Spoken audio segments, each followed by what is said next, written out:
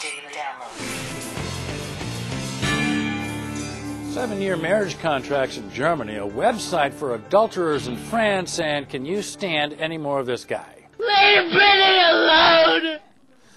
Hello again, I'm VOA's Todd Grosshans, and this is your Daily Download. And today we start off in Germany, where Gabriele Pauli wants to be the leader of her very conservative Christian Social Union party in Bavaria, the CSU. So her big idea for the campaign, make marriage contracts expire after 7 years with the option to renew, of course. She made this proposal to CSU members after having posed for some interesting photos in Park Avenue magazine. Despite all this effort, the twice-divorced Ms. Pauli was not elected party leader by her mostly Catholic colleagues. One did consider asking her hand in marriage, but he wanted a 2-hour contract instead. Now, obviously, I made that last bit up. In France, like elsewhere, many scratch that 7-year itch by, cheating. And now our French friends can get some online help with that.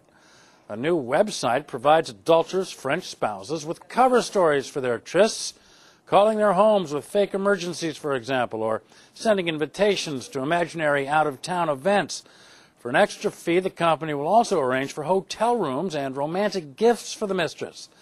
The company says its services will actually help maintain marriages because men need a little freedom.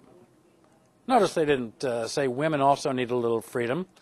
Can't wait to tell my wife about this story as soon as she gets back from an out-of-town emergency she had to attend to.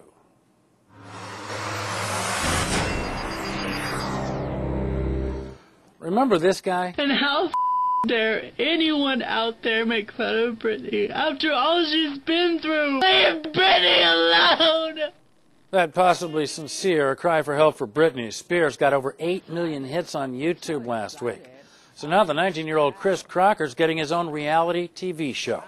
44 Blue Productions says it wants to document Chris's life as a gay man living with his grandparents in Tennessee. Here he is, showing the love to Grandma. You're just a person for me to take my anger out on. I'm glad you said that. You're making me laugh because you're so goofy. That's a retarded.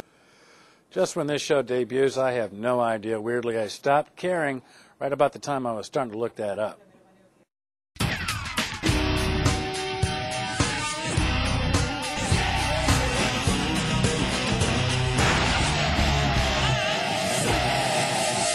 Yes, indeed. Time once again to take a look at what Hollywood is shoveling at us this week. First up, The Kingdom.